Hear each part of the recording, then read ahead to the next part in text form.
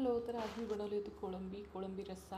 त्यासाठी कोळंबी स्वच्छ धुवून ते क्लीन करून त्याला हळद मीठ लावून घेतलेलं आहे. त्यानंतर वाटण तयार करूया. तर त्यासाठी कांदा तेलावरती भाजून घेतलेला आहे, खोबरं देखील भाजून घेतलं.